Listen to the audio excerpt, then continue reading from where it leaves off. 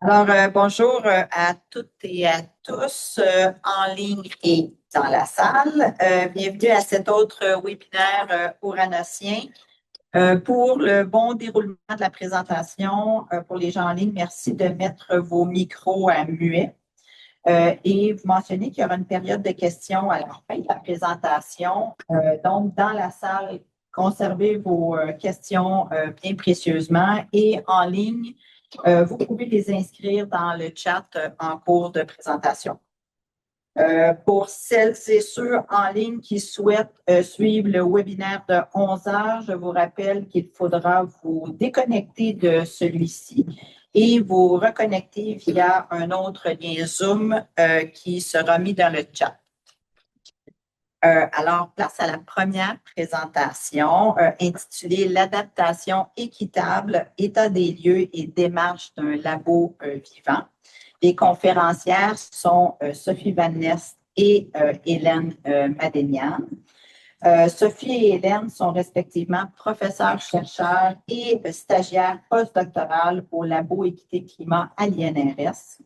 Avec des collègues et partenaires ancrés dans les milieux, elles travaillent à la documentation des enjeux d'inégalité dans l'adaptation au changement climatique et à la co-construction d'outils pour sensibiliser, mobiliser et faire dialoguer autour de l'adaptation équitable au Québec. Vous, mesdames.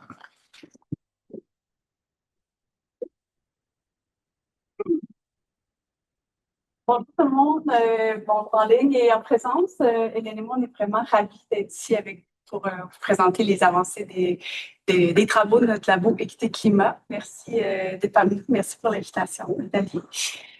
Donc, Hélène est là. On va présenter les deux, mais je pense qu'on ne peut pas être les deux à l'avant-plan. Juste au début, je pense. Oui, OK, parfait. Donc, on commence tout de suite avec un constat qui vient en fait, des discussions qu'on a eues avec Ouranos, un appel à projet qui avait été lancé, qui vient du constat que l'adaptation au changement climatique n'est pas dentée équitable. Donc, oui, on travaille tous ici super fort pour renforcer l'adaptation au changement climatique dans les milieux de vie.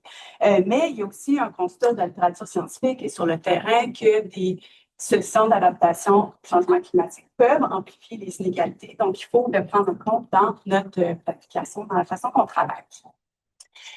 Donc, c'est le sujet de notre labo Équité Climat. Donc, avant d'aller dans le cœur de la présentation, je vous dis un peu de quoi on va parler. Donc, on va vous présenter c'est quoi le labo Équité Climat pour ceux et celles qui ne le connaissent pas. On va vous parler des constats Hélène va vous parler des constats de l'adaptation équitable sur le terrain, donc la documentation qu'on a fait au Québec, à quoi ça ressemble. On va aussi vous donner des exemples de co-construction d'outils qu'on a développés, qui sont en cours, en particulier un jeu sérieux qu'on a développé, puis bon, on conclut, puis on espère vraiment avoir le temps d'avoir des échanges avec vous. Alors, c'est quoi des labos Équité Climat? Donc, ça a été créé en 2024. C'est une équipe vraiment interdisciplinaire. Donc, on a des chercheurs de l'INRS comme moi, mais on a aussi des gens à l'Université Laval, à l'UQAP, en Abitibi-Témiscamingue, à l'UQAC. Donc, je dis toujours à Chicoutimi, mais donc, on est quand même répartis dans différents milieux, puis on est aussi répartis, comme vous allez voir tantôt, avec des partenaires terrain à travers le Québec, donc financés par Ouranos à travers le plan pour l'économie verte, MITAX. Puis, c'est en cours, puis le grand objectif, c'est de coproduire une boîte à outils pour l'équité en adaptation au changement climatique. Vous voyez 2027, donc on est quand même dans les derniers mois là, de notre aventure. Plus spécifiquement, les objectifs, donc comment d'emblée on pensait à comment on a co-développé ce laboratoire équité. Il y avait plusieurs sous-objectifs pour y arriver. Le premier, c'est la production, la diffusion de récits. Pourquoi? Parce que en fait, on sait que la question de l'équité, c'est vraiment vaste. On peut prendre différents ancrages et notre labo équité, c'est vraiment pour sensibiliser, mobiliser de manière assez généraliste. Mais on voulait aller chercher le récit de personnes des communautés affectées, mais aussi de démarches qui peuvent être inspirantes. Donc, on avait cet aspect récit, soutenir la production, la diffusion de récits. Évidemment, améliorer la compréhension des processus qui peuvent mener à des inéquités, donc l'amplification des inégalités sur le terrain. Donc, si on va parler d'une partie de ces recherches-là. Contribuer à faire circuler des apprentissages. Donc, on fait des ateliers dans différentes parties du Québec. Et après, ben, mettre en commun ces expériences-là, ben, co-construire des outils qui était quand même le cœur de ce qu'on nous a convié à faire en tant qu'équipe. L'équipe de recherche, vous voyez quelques visages, plusieurs visages en fait. C'est pour montrer un peu ce que je racontais tantôt. Donc, des chercheurs des pôles dans différentes universités. On en a qui sont impliqués plus, des profs de mes collègues qui sont impliqués plus dans la direction d'étudiants sur des rapports très précis. Puis il y en a, certains d'entre nous, qui sont impliqués plus de manière transversale dans la co-construction d'outils de diagnostic. Donc, surtout dans l'équipe de co-direction, il y a Nathan McClintock qui est à l'INRS avec moi, Olivier Riffon à l'UQAC et Hélène qui est ici. En plus de ces profs, évidemment, on compte beaucoup sur notre comité conseil, donc 12 représentants d'organisations du milieu, et sur notre site web, la Comité Climat, quand il va y avoir un petit lien, ça vous d'aller voir. Il y a la liste donc, des gens du ministère, des ministères, des organisations de la société civile, du milieu communautaire, qui jouent. En tout cas, on a quand même un portrait assez varié. Puis l'objectif, c'était d'être en conversation avec des acteurs de l'adaptation sur notre comité conseil. Vous voyez à quoi ressemble un peu la gouvernance du labo. Donc, on a une équipe de pilotage, mais l'idée, c'est qu'on est vraiment en relation avec le comité conseil et des partenaires locaux. Puis, on va vous donner des exemples pour que vous puissiez vous l'imaginer un petit peu plus. Et c'est là que je cède la parole à Hélène. Alors, effectivement, comme vous avez vu, on a une organisation donc, avec différents partenaires, différents professeurs, chercheurs, étudiants, etc. Donc, évidemment, ça demande aussi de structurer le travail au quotidien de certaines façons. Et donc, la façon dont on a structuré les choses, c'est qu'on a plusieurs espaces en fait, de rencontres et d'échanges. Donc, vous voyez sur la diapo à droite, on a donc le comité de co-direction. Donc, Sophie disait 3 professeurs, chercheurs principaux. Puis moi, une professionnelle de recherche, on se rencontre 2 fois par mois. 2 heures, vraiment, on échange sur le projet. Donc, à la fois de façon sur des sujets de recherche, mais aussi sur la logistique en fait, de la coordination du projet. On a des rencontres avec la grosse équipe, donc tous les chercheurs, tous les étudiants, à peu près 5 fois par année. Donc, ça peut être une journée entière de travail ou des rencontres plus courtes.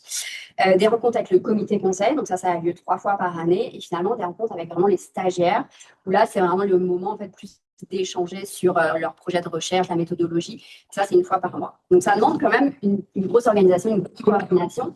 Et ça permet surtout en fait, d'échanger en permanence, de présenter des résultats au fur et à mesure, de s'ajuster, d'entendre les besoins du terrain, de répondre à des demandes des partenaires, d'acteurs. Donc, ça nous permet en fait, d'être assez flexible d'une certaine façon et d'essayer dans les 3 ans du projet de s'adapter aux besoins vraiment du terrain. Donc ça, c'est pour la partie structure. Là, on va rentrer plus dans le concret de qu'est-ce qu'on regarde, c'est quoi les recherches exactement. Puis, on a choisi pour aujourd'hui donc, de vous parler de l'adaptation équitable sur le terrain, pour vous montrer un peu où on en est de la documentation, de la compréhension de ce qui se passe au Québec en termes d'adaptation équitable. Alors, on commence tout de suite avec peut-être des grands constats qui sont issus de la littérature plus internationale. On sait aujourd'hui que l'adaptation, en général, il y a des obstacles à sa mise en œuvre. Il y a des défis que vous connaissez sûrement. Donc, on peut trouver par exemple le manque de volonté politique, mais aussi le manque de moyens financiers. C'est quelque chose qui revient assez souvent. Et aussi le manque d'expertise interne. On sait que l'adaptation, c'est encore nouveau. On ne sait pas exactement comment la faire. Donc, ça prend des équipes aussi formées. Et on a besoin encore de gens à former et à distiller dans les organisations. On sait aussi que l'adaptation, c'est un travail qui est intersectoriel. Donc, forcément, ça a des défis aussi, dépendamment des organisations, des expertises qu'on amène, etc. Donc, on sait que c'est des défis aussi aujourd'hui et dans le futur. Ensuite, de façon plus historique, on va dire, on sait que l'adaptation, aussi les enjeux climatiques en général, ont été cadrés de façon technique, donc avec une approche beaucoup sur les infrastructures, sur le cadre bâti, sur les risques climatiques, et qui peuvent parfois faire oublier un peu les enjeux sociaux ou masquer en fait les enjeux vraiment concrètement pour les populations et les territoires. Finalement, la littérature nous dit que quand l'adaptation avance dans certains milieux, souvent ça repose sur certaines personnes qu'on appellerait des champions. ou des entrepreneurs politiques, donc policy entrepreneurs. Donc, on a besoin d'identifier ces personnes qui vont nous permettre de faire avancer ces sujets dans les différentes organisations. Quand on regarde plus spécifiquement en fait l'adaptation locale, la planification en fait locale de l'adaptation, donc là en fait pareil quand on regarde un peu la littérature scientifique au niveau international, on se rend compte que la prise en compte de l'équité c'est quelque chose qui est encore relativement nouveau dans les plans d'adaptation locaux. L'équité c'est pas quelque chose qui est encore très regardé dans les recherches, ça commence seulement. Ensuite, on se rend compte qu'il y a certaines formes de justice qui sont plus documentées que d'autres. On va parler de justice distributive, donc comment les ressources sont distribuées sur le territoire, par exemple, pour les populations. On va regarder aussi la justice procédurale, pardon. Donc, quels sont les acteurs qui vont participer à la planification ou au contraire qui vont être absents de ces espaces de discussion de planification. Mais on a d'autres formes de justice qui sont encore peu documentées. On peut penser notamment à la justice de reconnaissance ou la justice épistémique. Donc, quel type de savoir on vient consulter, on met autour de la table ou au contraire, on néglige. Ensuite, quand on regarde qu'est-ce que c'est une adaptation équitable en termes de définition de comment ça atterrit en fait sur le terrain, on se rend compte qu'il y a un manque de clarté, ça reste encore assez flou dans les écrits. Et finalement, il y a encore peu d'études qui montrent concrètement comment ces outils, quels sont ces outils en fait qu'on utiliserait sur le terrain pour transformer l'adaptation en adaptation équitable. Donc, on manque encore de données. Néanmoins, on sent que ça bouge aussi. Donc, il y a des choses qui sont en train d'arriver et on espère avoir plusieurs recherches et articles qui vont nous montrer, nous inspirer pour la suite. Alors ensuite, on a pu regarder plus spécifiquement au Québec ce qu'il en est. Puis pour ça, on a réalisé une revue de la littérature donc entre 2014 et 2024 pour comprendre vraiment au Québec, quand on parle d'adaptation équitable, comment c'est écrit, quels sont les processus, les acteurs, etc., qui sont documentés. Donc, on a regardé les articles scientifiques, mais aussi des rapports de recherche de la littérature grise, par aussi nos connaissances issues de l'équipe. Donc, évidemment que ce n'est pas exhaustif et que c'est biaisé quelque part par les disciplines dans l'équipe, mais ça montre quand même un peu où on en est. Donc, on se rend compte que les écrits portent principalement sur, en effet, la justice procédurale, dans le sens qui participe quand on fait un plan climat ou un projet d'adaptation. Les écrits vont parler, en fait, des gens qui participent ou non et vont faire des recommandations sur le fait qu'il faut faire des consultations publiques, par exemple, aller chercher des savoirs ailleurs, etc. Mais par contre, on a peu d'écrits qui documentent vraiment les mesures d'adaptation et les conséquences qu'elles ont sur le terrain, notamment en termes peut-être d'augmenter les inégalités. Donc, on se rend compte que c'est quand même un sujet qui est encore assez récent au Québec, les enjeux d'équité dans l'adaptation. Et l'équité est encore assez peu opérationnalisée. Les acteurs qui portent un peu plus ces sujets-là sont les acteurs de la santé publique. C'est eux aujourd'hui qui sont un peu la voix finalement des enjeux d'inégalité, de populations plus vulnérables, etc. Mais c'est plutôt eux les porteurs de ce message. Ensuite, on a encore peu de liens qui sont faits entre adaptation et ce qu'on appelle les enjeux systémiques. Donc, on va dire les enjeux, par exemple, de discrimination, de racisme, des enjeux liés à la colonisation ou à la pauvreté. Donc, il y a peu d'arrimages, en fait, qui sont faits avec vraiment des enjeux très structurants dans cette société. Ensuite, on se rend compte qu'il y a des aléas qui sont plus documentés que d'autres. Par exemple, les inondations au Québec, ça s'explique évidemment par l'historique d'inondations qu'on a eu dans les dernières années. Mais on a d'autres aléas qui sont encore moins documentés ou en devenir. Et finalement, on se rend compte que les plans d'action climatique qui sont étudiés à la fois au Québec et au Canada portent assez peu les enjeux d'équité, mais il faut peut-être mettre un bémol à ça. Il y a beaucoup de plans qui sont en cours d'élaboration, donc ça risque de changer, mais en tout cas, à date, c'est assez peu documenté. Donc en fait, ces différents constats nous ont amené à nous poser cette question de recherche au sommet aujourd'hui, une des questions de recherche du labo. Comment l'équité est-elle intégrée par les acteurs locaux dans la planification climatique actuelle au Québec ? Donc, encore une fois, je vais présenter un des volets de la recherche, puis ce sont des résultats qui sont préliminaires, parce qu'on n'a pas encore terminé. Et donc, la méthodologie qu'on a utilisée pour essayer de comprendre justement la prise en compte de l'équité dans les démarches d'adaptation au Québec, c'est de regarder notamment les municipalités, les MRC, qui sont en train de faire leur plan climat actuellement au Québec. Donc, pour ça, on a fait une analyse de documents, notamment des documents du ministère de l'Environnement qui expliquent comment faire un plan climat. Et on a mené à date 18 entretiens avec des acteurs de l'adaptation. Donc, à la fois des gens qui travaillent sur les plans climat dans les MRC, les municipalités, mais aussi des acteurs qui gravitent autour. Donc, des consultants, des organisations environnementales, etc., et des gens de la santé publique pour essayer de comprendre en fait comment tout ça fonctionne. Donc déjà, pour vous expliquer, pour ceux qui ne savent pas, donc, il y a un cadrage provincial qui vient du ministère de l'Environnement qui est le programme Accélérer la transition climatique locale de son petit nom ATCL.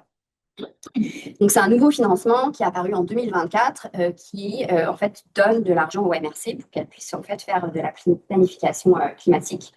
Et en fait, il y a 2 volets dans ce programme. Le premier volet, donc le volet 1, c'est vraiment donner de l'argent pour qu'elles travaillent vraiment sur la planification. Ce plan climat ensuite est validé par le ministère de l'Environnement et une fois qu'il est validé, les organismes municipaux peuvent appliquer au volet 2, donc avoir du financement pour des actions vraiment sur le terrain, donc qui découlent littéralement du plan climat et qui cette fois sont financées par le ministère des Affaires municipales et de l'Habitation. C'est comme ça que le programme fonctionne. On se rend compte assez rapidement dans la façon dont ce programme a été créé qu'en fait, ça a déjà des impacts vraiment qu'on voit, qu'on documente et dont on a entendu parler dans les entrevues. C'est que, en fait, souvent, les MRC ont dû embaucher de nouvelles personnes pour faire ces plans climat. Donc, c'est des personnes qui débarquent dans le milieu municipal, qui sont des nouvelles recrues, qui ont déjà à comprendre tout l'univers de ce que c'est une MRC, une municipalité, et qui, en plus, doivent faire un plan climat avec un calendrier qui est très serré, qui est imposé donc, par le programme ATCL. Et donc, en fait, c'est beaucoup de travail pour ces personnes qui arrivent de produire un plan climat en respectant les différentes étapes qui sont proposées par le ministère, de s'approprier de nombreux concepts que vous connaissez sur le climat et l'adaptation générale, avec aussi beaucoup de livrables à fournir, que ce soit une analyse des risques, que ce soit des cartes de vulnérabilité, etc. Et des attentes qui sont un peu changeantes parce que le programme, dans la façon dont il a été lancé, en fait, le ministère et ses partenaires mettent un peu des documents au fur et à mesure en ligne. Donc, en fait, les gens qui travaillent sur les plans climat doivent aussi un peu s'ajuster parfois ou revoir un peu les attentes. Donc ça, c'est déjà des premiers concepts liés vraiment à ce programme. Donc, la façon dont le programme a été développé, donc il y a un guide qui s'appelle « Élaborer un plan d'adaptation au changement climatique » qui a été coproduit avec Uranus. Et ça vous montre un peu le schéma au milieu de cette diapo, ça vous montre un peu les étapes qu'une MRC est censée suivre en fait, pour faire sa planification climatique. Et en fait, on se rend compte que dans ce document, on parle de principe d'équité. Donc, effectivement, on parle d'équité. Les MRC doivent suivre le principe d'équité. C'est d'ailleurs écrit comme une condition de succès en fait, de ce plan climat. Néanmoins, après, quand on regarde comment faire, c'est un peu plus flou. En fait, on va souvent beaucoup parler de l'appréciation des risques climatiques. Puis, en fait, toute la planification va se faire autour de cette appréciation des risques, avec des cahiers de travail qui sont fournis, qui sont en fait relativement des grilles Excel à remplir pour comprendre les risques climatiques. Donc ça vous donne un peu la structure de ce que doivent suivre en fait les porteurs de plan climat. Et puis, en fait, quand on va les interroger pour comprendre justement comment ils vivent en fait cette planification, là, on vous propose des verbatims et des grands constats, encore une fois, préliminaires. Donc, les acteurs municipaux nous disent qu'en fait, il manque de temps. Et par manque de temps, parce que cette planification, ils doivent la faire en quelques mois avec beaucoup de livrables, en fait, l'équité, ça viendra après, au moment des actions, en fait, au moment du volet 2, pas tant dans la planification. Donc, ils nous disent on prendra plus de temps de réfléchir à ce que nos actions soient plus équitables, sous-entendu dans le futur, dans le volet 2, parce qu'en fait, on n'avait pas trop le temps de le faire en ce moment, donc pas assez vite. Ensuite, il y a aussi quelque chose qui ressort beaucoup à la fois dans les entrevues, mais aussi dans des espaces de collaboration du MRC, dans les communautés de pratique. C'est la méconnaissance de comment faire de l'adaptation équitable et aussi une peur de mal faire. Et en fait, ça a comme effet un peu de les paralyser, de dire OK, on va déjà faire de l'adaptation, on va s'occuper de l'équité après quand on aura compris déjà comment faire de l'adaptation. Donc, pour ceux qui réfléchissent à l'équité, on se rend compte que c'est les plus grosses municipalités, avec des équipes qui sont un peu plus matures, en fait, qui sont déjà un peu plus à l'aise sur le plan climat, sur l'adaptation, et qui sont peut-être rendues ailleurs à réfléchir en effet l'équité. Et on nous dit aussi que l'équité, ça complique les choses, puisqu'en fait, si on aborde l'adaptation de façon technique, finalement, c'est un peu plus simple de gérer des infrastructures et des tuyaux pour vraiment caricaturer. Mais de rajouter l'équité, ça ajoute en fait de la complexité. Et finalement, c'est assez facile de le mettre de côté, de le tasser pour aller vers quelque chose peut-être où les gens se sentent plus en contrôle. Donc, ces défis sont quand même assez intéressants et prouvent un peu l'état de la situation actuellement au Québec. Néanmoins, on analyse aussi, on voit aussi qu'il y a des leviers. Donc, on se rend compte qu'il y a quand même des expertises sur lesquelles les MRC, municipalités, acteurs peuvent s'appuyer, notamment quand les acteurs du développement social et que le milieu communautaire est impliqué dans la planification, dans les projets d'adaptation. Là, ça amène une couche quand même d'enjeux sociaux, d'équité, de population en situation de vulnérabilité. Donc ça, on sent que vraiment, c'est un levier à utiliser, notamment avec les acteurs de la santé publique qui travaillent sur leur VRAC Parc, qui sont vraiment des alliés forts de MRC. Ensuite, on a des communautés de pratique que ce soit avec l'UMQ par exemple ou Vivre en Ville, où ces acteurs en fait vont pouvoir se regrouper entre pairs finalement et se sentir un peu moins isolés que dans la MRC et leur municipalité et vont pouvoir échanger justement sur comment faire, se poser des questions sur le programme, essayer d'être inspirés par d'autres. Donc ça c'est quelque chose qui est beaucoup revenu aussi. Ensuite, les acteurs qui les aident, parfois donc les consultants ou partenaires qui les aident dans la planification, peuvent être aussi des acteurs qui amènent ces enjeux d'équité et de population en situation de vulnérabilité. Et finalement, on se rend compte que quand les MRC municipalités s'ouvrent un peu à la consultation et vont chercher des savoirs plus du terrain, des savoirs expérientiels, pareil, ça permet aussi de faire émerger des enjeux d'équité. Donc, on a quand même des leviers sur lesquels travailler. Puis, on se rend compte aussi que certains porteurs de plan climat ont une certaine réflexivité en fait, sur leur travail et sont capables de faire des liens entre ce qu'ils voient dans leur vie au quotidien, dans leur ville, par exemple, et leur travail. Donc ça, c'est aussi sûrement quelque chose sur lequel il faut peut-être capitaliser. Et donc, certains ont cette capacité aussi à être assez honnêtes, en fait, en disant qu'ils n'en sont pas à l'équité, mais qu'ils aimeraient le faire, etc. Donc, on sent quand même que les acteurs sont ouverts, c'est plus qu'ils se sentent peut-être un peu démunis en ce moment. Un autre résultat qu'on voulait vous partager, encore une fois, c'est préliminaire, puis c'est pas exhaustif, mais quand même, quand on parle de vulnérabilité populationnelle, on se rend compte que peu importe les territoires au Québec, dans des petites MRC, plus rurales par exemple, ou des grandes métropoles, les populations en situation d'itinérance, c'est vraiment une population qui est vraiment souvent nommée comme population vulnérable, beaucoup liée avec les effets de la COVID, tout ce qu'on nous dit. Donc, on se rend compte que en fait, toutes les MRC en fait, sont touchées par ce sujet en ce moment et doivent le prendre en considération aussi dans leur plan climat. Et la majorité aussi nous ont parlé des populations aînées, notamment les populations aînées qui sont isolées et donc commencent à accroître en fait le risque, par exemple, lors des vagues de chaleur. Donc là, on sent que c'est des sujets qui sont de plus en plus compris et qui sont en fait dans différentes MRC municipalités. Donc là encore, il y a sûrement quelque chose à faire, mais aussi faire comprendre qu'il y a d'autres populations en situation de vulnérabilité, ce ne sont pas les seules, mais évidemment, il y a celle-ci à prioriser pour ça. Donc, je vais vous laisser avec un verbatim d'une de nos participantes qui résume assez bien la situation. Elle nous dit « Personne n'est contre l'équité quand on parle du principe. Par contre, comment l'opérationnaliser puis comment le mettre en œuvre, ça, c'est autre chose.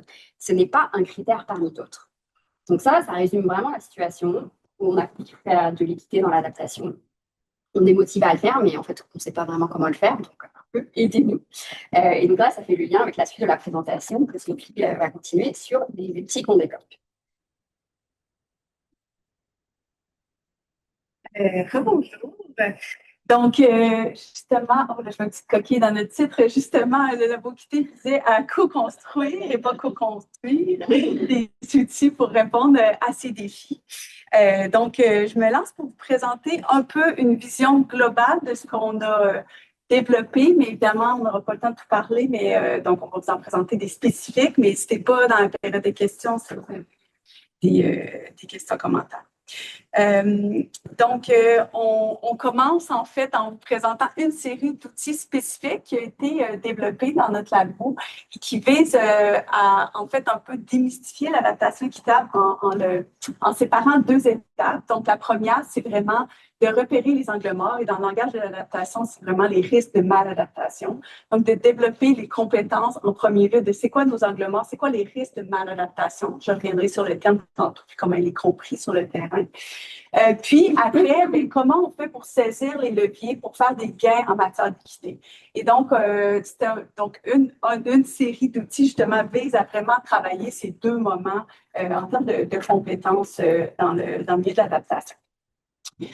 C'est venu, évidemment, il y a des travaux, là vous avez une copie du rapport du GIEC, même non final. Donc, évidemment, des travaux scientifiques de Leschreiber et d'autres qui ont fait un continuum de la maladaptation à l'adaptation, donc qui ont beaucoup travaillé cette question de maladaptation et qui ont été mises en pratique dans des ateliers terrain. Donc, une partenaire qui a beaucoup travaillé avec nous, qui est à la Centre public Bas-Saint-Laurent, Annabelle Savard, utilisait ce continuum-là dans la pratique, dans les premiers balbutiements du VRAC là-bas. Donc, faire réfléchir à justement c'est quoi la maladaptation, puis en différentes étapes. Donc, en fait, on s'est rencontrés à ce moment-là, la faculté, Annabelle et moi en premier, et peut-être finir mon petit genèse. Et finalement, on a décidé de travailler ensemble, aller plus loin sur ce continuum-là. Vous allez voir, en travaillant à la maladaptation, mais en ajoutant vraiment une troisième portion au continuum sur l'adaptation équitable. Donc, comment on fait pour faire des gains. Donc, éviter la maladaptation, qui était le sujet qu'on travaille dans cette série d'outils. Donc, le terme est assez bien défini dans la littérature. Donc, c'est des mesures d'adaptation qui sont susceptibles d'aggraver le risque de conséquences néfastes associées au climat, donc accentuer la vulnérabilité ou les situations de vulnérabilité, accroître les inégalités de santé, puis même possiblement dégrader les conditions de vie actuelles et futures, que ce soit d'un point de vue écologique, social d'ailleurs. Évidemment, c'est vraiment intentionnel, c'est des angles morts ou des choses qu'on n'avait pas prévues ou parce que la situation évolue, ça peut avoir des effets qui étaient non anticipés. Des exemples dont on parle beaucoup, c'est des mesures qui vont aider certaines populations, mais nuire à d'autres, ou aider beaucoup des populations qui, en fait, avaient déjà de moyens, puis possiblement exclure ou pas répondre aux besoins de groupes en n'ajoutant pas assez les services ou les mesures. Donc, ce concept-là, on voulait le travailler dans nos outils. Puis, donc, c'est un des côtés du continuum. Puis, l'autre côté, c'est l'adaptation équitable. Je vous disais qu'on avait voulu vraiment mettre l'accent sur ce côté-là, vu l'essence de notre labo, vraiment. La première est donc en 3 éléments rapidement, là, sur quoi on met l'accent dans l'adaptation équitable généralement, mais après, notre stratégie, c'est vraiment de la mettre en pratique avec des dimensions, des mesures, pour le mettre en pratique le plus possible. Mais généralement, la définition qui est basée sur la littérature, c'est que la première étape, c'est de reconnaître des inégalités existantes. Donc, quand on fait une mesure d'adaptation, il faut se connaître des inégalités sur le territoire entre les populations qu'on cible. C'est d'un point de vue distributif, là, si on se fie aux dimensions de justice, de répartition juste du fardeau, des bénéfices entre les groupes et les territoires. Et il y a aussi un aspect de procédural. Donc, c'est vraiment de reconnaître, mobiliser les savoirs et l'expérience des personnes les plus affectées. Donc, ça, c'est un peu nos 3 dimensions fondamentales, mais qu'on voit après dans la pratique. Ça, c'est le premier outil qu'on a créé dans cette série-là. Donc, je vous ai montré la genèse. Vous reconnaissez peut-être justement le continuum qui existait déjà dans la littérature scientifique et qu'on a retravaillé. Donc, et vous avez le code QR si vous ne l'avez pas déjà vu, si vous voulez regarder. Donc, à gauche, c'est la maladaptation. Il faut que comme là, c'est ma prof en moi qui va se déplacer. À gauche, vous voyez donc la maladaptation et à droite, l'adaptation équitable, donc le pan qu'on a rajouté avec différentes dimensions. Puis on a aussi fait un guide qui permet vraiment pour chacune des dimensions de les expliquer. En fait, c'est un mode question qu'on aborde. C'est des questions que les gens peuvent se poser pour réfléchir à ça.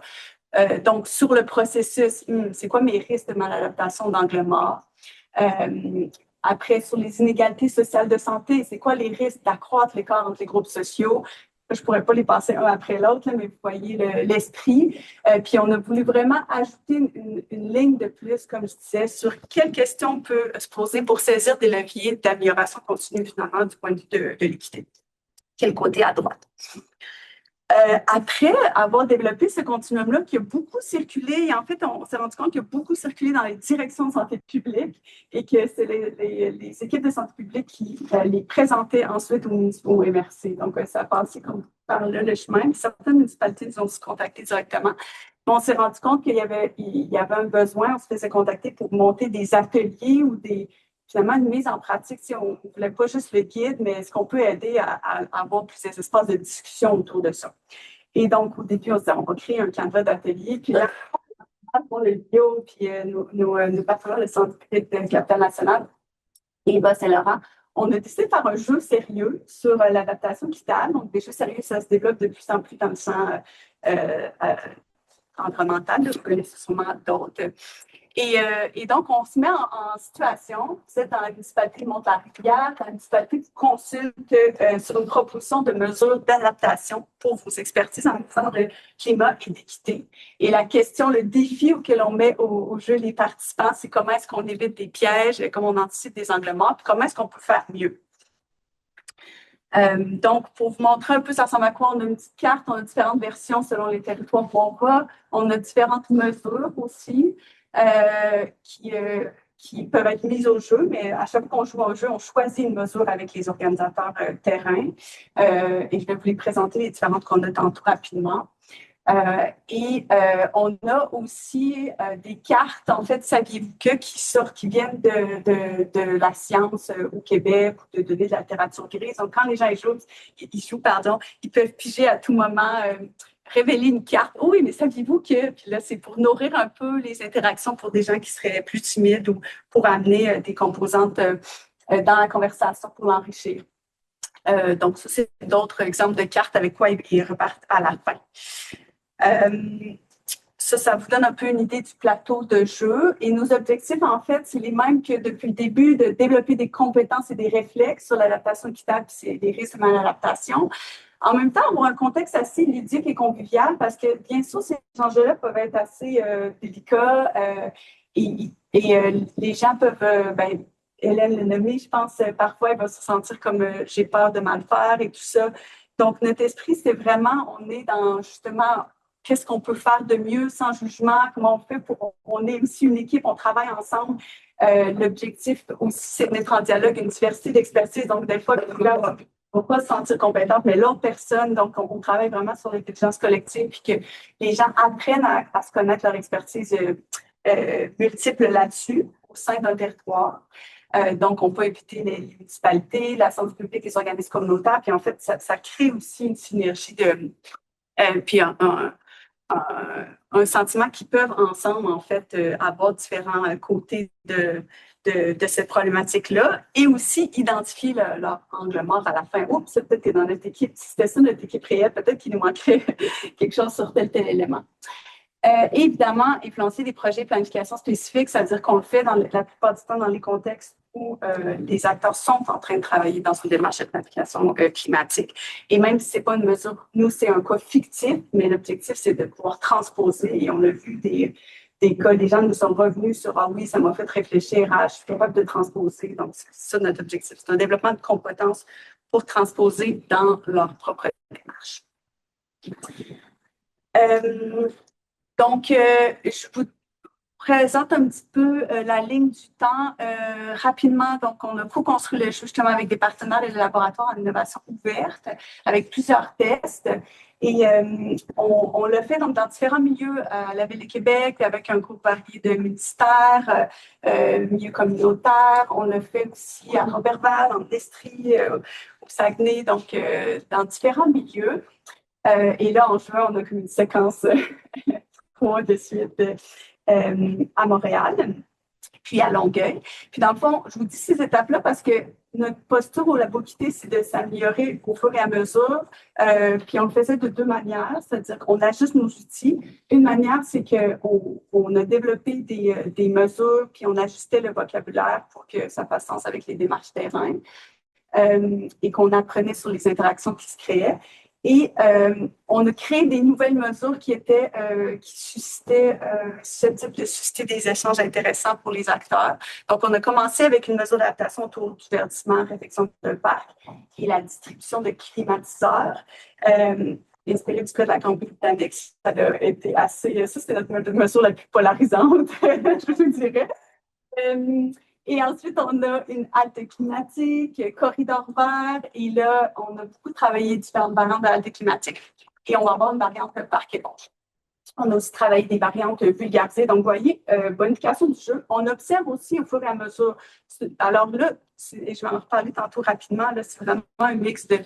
On fait des interventions, mais nous aussi, on a des cris d'observation, on enregistre. Et l'objectif, c'est de voir qu'est-ce que ça crée comme échange, c'est quoi, quels enjeux, c'est difficile de parler de ça, quel enjeu ça vient facilement, qu'est-ce qu'on crée comme dynamique pendant. Puis donc, je pense que je présente les façons qu'on fait ça, mais donc on a un sondage après coup, on a justement la grille d'observation pendant, et on a d'autres étapes après pour le suivi.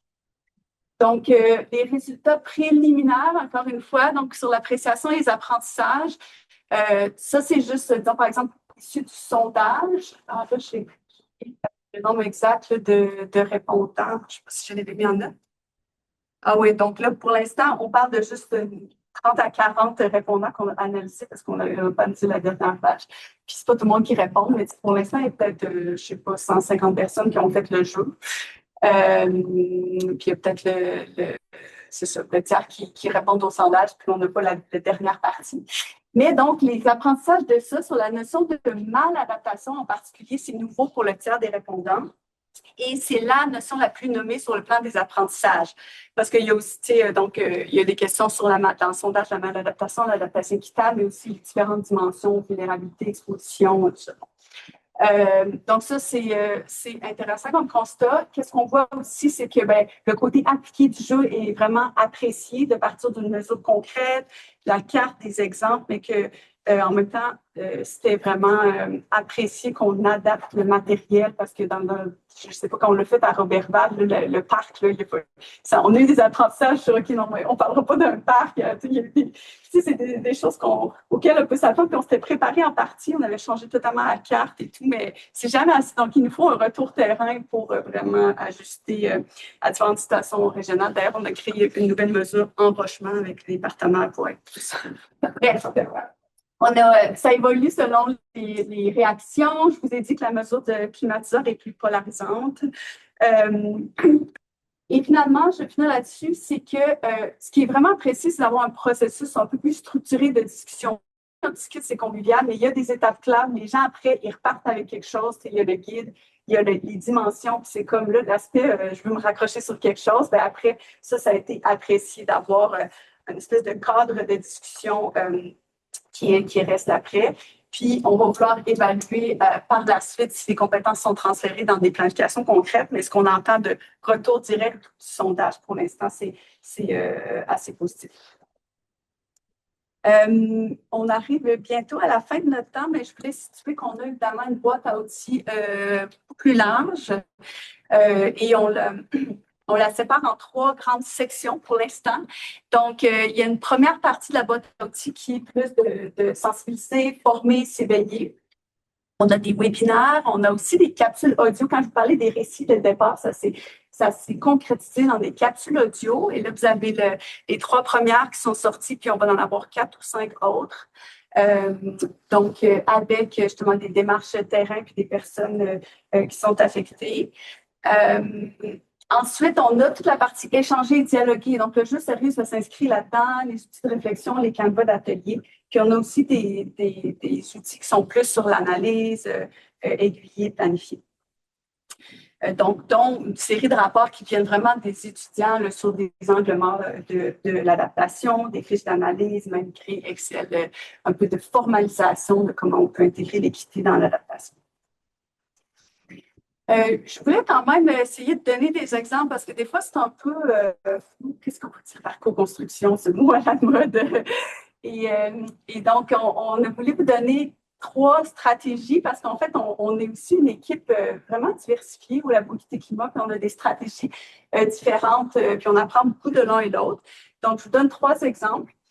Le premier, j'en ai parlé en long et en large. Donc, le co-développement de la série d'outils qui venait du continuum Le Jeu Sérieux, ça, c'était vraiment co-développé avec nos partenaires de la santé publique. Et donc, on était vraiment co-auteurs de ça et le bio pour Le Jeu Sérieux. Donc là, c'est vraiment, on est dans une équipe de développement ensemble. On est vraiment très, très proches et là, ça allie le savoir-terrain avec la littérature scientifique. En haut à droite, vous avez l'accompagnement terrain. Ça, c'est l'équipe de l'Agora avec Olivier Riffon au lac Saint-Jean, région du Saguenay, où là, ils ont vraiment une étape, ils sont vraiment en mode beaucoup d'accompagnement de démarches de plan climat ou de démarches de participation publique dans leur région et ailleurs, à l'intérieur du Québec. Et donc, à travers l'accompagnement qu'ils font comme consultants, ils captent aussi des besoins, puis ils testent testent des outils qu'ils développent par ailleurs et que nous, on développons. Donc, c'est vraiment, en premier, ils sont en mode, je dirais, accompagnement pour mieux connaître le terrain. Puis après, ben, les municipalités ou les MRC qui veulent accepter de tester nos outils, c'est un plus, c'est un bonus. Donc, ça donne une vision d'ensemble sur c'est quoi le contexte de planification très concrètement. Puis l'autre exemple, c'est intégration dans un collectif. Donc, on a une étudiante, deux étudiantes qui ont travaillé sur la question du logement, donc l'équité pour les locataires, en particulier dans nos politiques d'adaptation, qui est je dirais, un angle mort assez important, les politiques d'adaptation. Et donc, une étudiante qui a développé un rapport qui est sur le site d'Uranos, d'ailleurs, et de la Beauquité. Puis ce rapport-là a servi comme du matériel pour un collectif, un argumentaire. C'est pas signé la Beauquité Climat, c'est signé le collectif de logement transition commun. Et donc, participer à ça était une des composantes de ce collectif-là. Il venait en appui. Donc, c'est des différents exemples de comment on s'insère dans les milieux. Puis on est en plus, évidemment, du comité conseil qui est plus formel. Et on arrive à la conclusion, qui est Hélène. Oui, on a une conclusion en deux étapes. Donc, une première conclusion plus sur donc, ce qu'on a compté sur construire des outils avec le terrain, puisque quand on vous le raconte, ça a l'air facile, mais évidemment qu'il y a des défis. Donc, il faut se rappeler que quand la Beauquité Climat a commencé, un des livrables annoncé, c'était on va faire une boîte à outils. Mais en fait, on n'avait aucune idée de quels outils allaient se retrouver dans cette boîte à outils. C'est vraiment le fait d'être dans un labo en fait, à caractère ouvert, donc dans le sens où on va développer des outils en allant sonder en fait, les besoins du terrain, en faisant de la co-construction, etc. Donc vraiment ce côté de, on sait un peu où on va, mais pas vraiment complètement, c'est vraiment pas binaire, c'est vraiment ouvert. Ensuite, le fait d'avoir une équipe diversifiée à la fois en interne, donc dans les expertises de l'équipe, mais aussi avec les différents milieux participants, ça crée beaucoup de richesses de savoir, d'expérience, etc. Mais il y a aussi des défis. On ne parle pas toujours de la même chose avec le même vocabulaire, on ne comprend pas la même chose derrière certains concepts ou mots-clés. On a des temporalités différentes. Vous connaissez la temporalité de l'analyse scientifique et du monde scientifique versus parfois la temporalité plus d'organisation locale, municipale. Donc, on n'est pas toujours sur les mêmes tempos et on n'a pas non plus toujours les mêmes priorités. Puis, Sophia en a un peu parlé tout à l'heure, comme on a une diversité régionale, évidemment que les enjeux dans le bassin Saint-Laurent ne sont pas les mêmes enjeux qu'on va trouver à Montréal ou en Estrie. Donc, ça aussi, il faut naviguer en fait avec ces diversités et qui rend les choses très intéressantes. Ensuite, comme on vous disait aussi, ce type de projet, ça demande vraiment une implication, une coordination en continu. Si on veut que les acteurs ils embarquent avec nous dans la construction d'outils qui soient disponibles pour des ateliers, il faut garder la communication ouverte un peu en tout temps avec eux. Puis si on les sollicite aussi qu'on leur rende, donc il faut qu'on soit prêt à aller faire animer un atelier, faire une présentation, etc. Donc ça demande vraiment une équipe qui est assez robuste et disponible pour maintenir en fait ces collaborations et pour qu'elles soient fructueuses pour le futur. Puis ensuite, on a des défis méthodologiques liés à notre position de chercheur. Sophie le disait un peu tout à l'heure. Donc, parfois, on développe un outil. Parfois, on est plus dans des revues de la littérature, ce qu'on connaît. Mais parfois, on est aussi vraiment en intervention, donc à animer un atelier, à faire un jeu sérieux, à collecter des données en même temps qu'on anime, à observer ce qui se passe, à retourner analyser. Parfois, être même nous, joueurs du jeu, parce qu'il faut qu'on l'expérimente avec les différentes personnes de l'équipe. Donc, on a un peu ce changement de casquette, en fait, permanent. Qui parfois aussi, on est un peu perdu sur qui on est, à quel moment, qui on est aujourd'hui entre vraiment plus praticien ou plus chercheur traditionnel. Donc ça, c'est pour les conclusions, plus sur les outils et le terrain. Et puis là, on voulait revenir un peu sur des conclusions sur l'adaptation équitable, donc vraiment le contenu, le cœur du projet. Donc vraiment, si on devait résumer ce qu'on voit du terrain, c'est que vraiment, au-delà du principe d'équité dans l'adaptation, il y a vraiment un grand besoin de comment le mettre en pratique, comment on fait en fait. Ça, on le sent vraiment dans plein d'instances différentes. Mais donc, on se rend compte qu'en ce moment, au Québec, il y a vraiment beaucoup d'opportunités et de leviers. Il y a beaucoup de plans climat qui sont faits donc, dans les MRC, à la santé publique, dans les milieux communautaires, etc. Donc, on sent qu'il y a un terreau quand même fertile pour aller chercher des opportunités, pour essayer de mettre les gens en commun, à arrimer les démarches pour éviter que tout le monde travaille de son côté en silo. Donc, ce serait dommage de perdre ce moment, mais vraiment, au contraire, l'exploiter pour infuser l'équité. Il y a beaucoup de demandes donc, du terrain pour des outils en faveur de l'équité, mais en fait, des demandes qui sont quand même assez diverses. Donc, des personnes vont plus vouloir des guides de réflexion ou des façons de le mettre en œuvre avec un jeu, par exemple. Donc, en fait, il y a une multitude d'occasions de développer des outils de différentes formes qui vont pouvoir servir des acteurs différents. Et c'est aussi important vraiment de documenter les angles morts de l'adaptation. Donc, on a bien vu que les personnes parlent des populations en situation d'itinérance, notamment des aînés, mais il y a beaucoup d'autres populations qui sont touchées et faire vraiment des liens avec les enjeux systémiques, il y a quelque chose qui est vraiment très manquant. Et puis, il faut garder en tête qu'on vit dans un monde où il y a quand même des contraintes structurelles qui dépassent la volonté des acteurs ou notre motivation en tant que chercheurs. On se rend compte qu'on est quand même encore globalement dans un cadrage assez technique et restreint dans l'adaptation, avec une approche vraiment sur les risques climatiques. On disait qu'il y a peut-être tendance à gommer un peu trop les enjeux sociaux, donc ça c'est important de le garder en tête. Et beaucoup d'acteurs, dont les municipalités, ont, comme tout le monde, des ressources et des temps limités pour développer des programmes, des projets, etc. Donc ça aussi, c'est une réalité avec laquelle il va falloir faire face dans les prochaines années. Donc ça fait le tour un peu des conclusions sur nos contenus. Puis encore une fois, on est en train encore d'analyser beaucoup de choses. Donc la boîte à outils, le site internet sont mis à jour le plus possible. Mais surtout, en fait, au Symposium Ouranos en janvier prochain, ce sera vraiment le lancement public de tous nos outils finalisés. Donc, on vous invite à rester connecté à notre site internet et à nous écrire si vous avez des questions. Mais sinon, rendez-vous au Symposium Ouranos pour la boîte à outils complète. Merci beaucoup.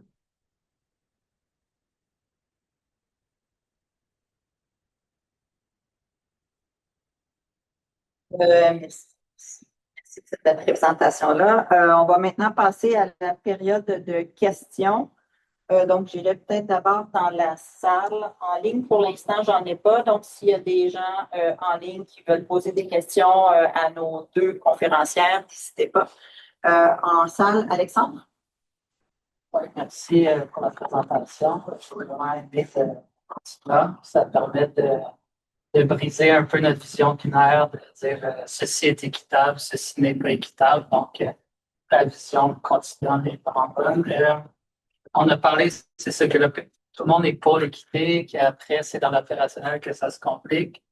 Peut-être, je ne sais pas si c'est des éléments que vous avez identifiés, déjà discutés ou pourraient discuter dans le futur, toute la notion des arbitrages. Donc, de dire on a par exemple des ressources limitées, est-ce qu'on veut une mesure équitable, est plus chère, ou plus de mesures moins équitables, etc. Donc, la notion d'arbitrage, est-ce que vous l'avez exploré? Puis, un autre penchant, c'est tout ce qui est peut-être même à la racine des choses, la question des valeurs et du positionnement politique. On dit tout le monde est pour l'équité, mais en fait, peut-être pas tout le monde.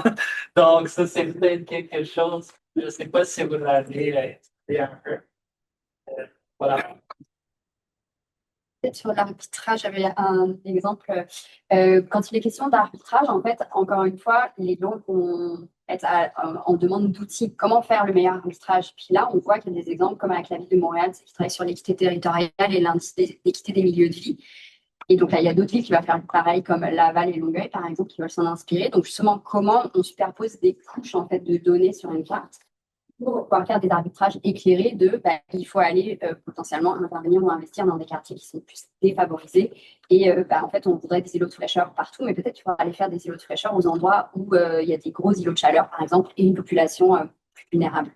Donc, pour faire des arbitrages, ça rassure les acteurs de pouvoir s'accrocher en fait, à des données, à des outils, mais qui ne sont pas disponibles partout, dépendamment des organisations, des tailles de municipalités, par exemple.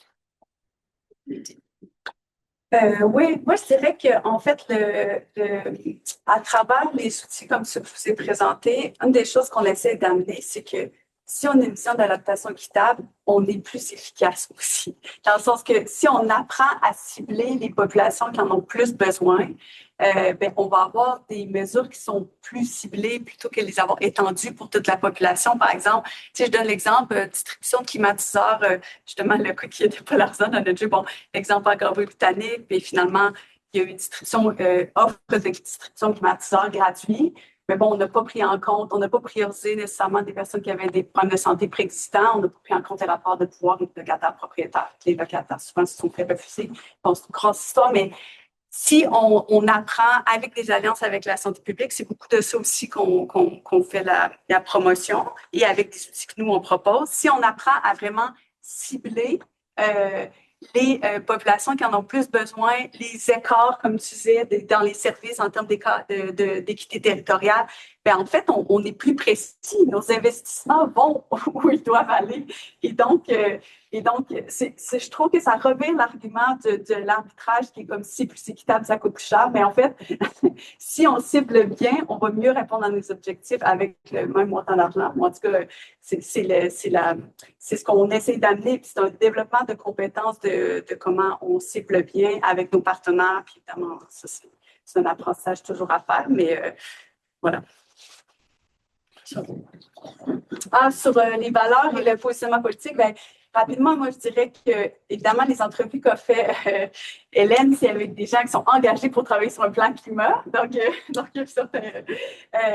et qu'on n'a pas parlé avec des élus directement, mais c'est sûr qu'il y en a qui nous parlaient qu'il faut avoir aussi des outils de vulgarisation pour les élus où il faut que ça soit dans un vocabulaire qui est accessible et qui montre les liens avec les conditions de vie et le cadre de vie en général.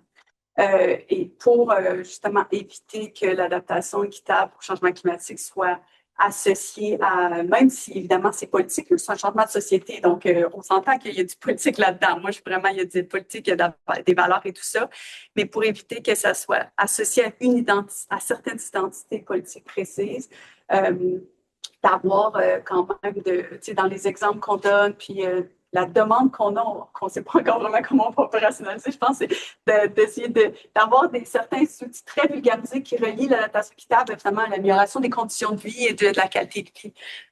Je réponds partiellement. Je ne sais pas si oui, dans les entrevues avec les personnes qui sont dans les municipalités qui travaillent sur les plans climat, il y en a quand même beaucoup qui ont dit oui, les élus sont pour l'équité, parce que ça fait bien quelque part. Mais dès que ça, justement, que concrètement, il faut développer par exemple un indice d'équité des milieux de vie, donc il faut mettre du budget, bah, là, ça freine par exemple, c'est moins une priorité. Donc ce qui est remonté, c'est beaucoup aussi le côté un peu verni du ça fait bien de parler d'équité, mais finalement, une fois qu'il faut passer dans des choses plus concrètes, c'est plus difficile. Je vais y aller avec une question en ligne. Vous avez mentionné l'exemple des guides pour réaliser des plans climat. Selon vous, quelle serait une première étape pour intégrer davantage l'équité dans ce type d'outil? Parce que on le mentionne comme principe de base, mais qu'est-ce qui pourrait être fait pour vraiment l'intégrer dans ce type d'outil? Moi, je pense, puis ça, on travaille avec l'équipe de l'UI de l'Agora, mais je pense que c'est que quand on parle de l'analyse comme très opérationnelle de l'appréciation des risques, là, la portion vulnérabilité des populations, écart d'inégalité existante pourrait être beaucoup plus importante. Je pense qu'il faut mettre l'équité dedans. Si on garde l'appréciation des risques, il faut mettre l'équité dedans beaucoup plus. Il y a une façon d'ouvrir la boîte et ça, pour moi, c'est la première étape. Donc, évidemment, les conditions, la gouvernance au départ, mais quand on ouvre la boîte de l'appréciation des risques, là, je pense que là, ça serait la première étape de l'inclure plus directement. Ouais. Puis, je pense aussi d'exemplifier des choses, en fait. De moi, ce dont je me rends compte sur les acteurs, c'est que il y en a beaucoup qui découvrent ce que c'est la maladaptation, ils ne connaissaient pas le terme, alors qu'ils travaillent sur des plans climat. Il faut quand même se poser des questions, donc il y a quand même un problème de connaissance, en tout cas. Puis, en fait, ils ne savent pas exactement ce que ça veut dire. Ils ne comprennent pas forcément que, là, je vais donner un exemple très cliché, mais que verdir, ça va peut-être faire de la gentrification verte. À la limite, ça, c'est presque compris. Mais d'autres interventions, donc vraiment concrétiser les choses, donner des exemples d'ici ou d'ailleurs, je pense que ça aiderait, en fait. C'est ça que le jeu permet. C'est vraiment, même si c'est une mesure fictive dans une municipalité fictive, ben, on s'accroche à quelque chose d'un peu plus concret qu'un guide qui reste peut-être trop théorique pour l'instant. Ça reste un petit peu dans le cadre que la démarche d'adaptation pour les plans climat.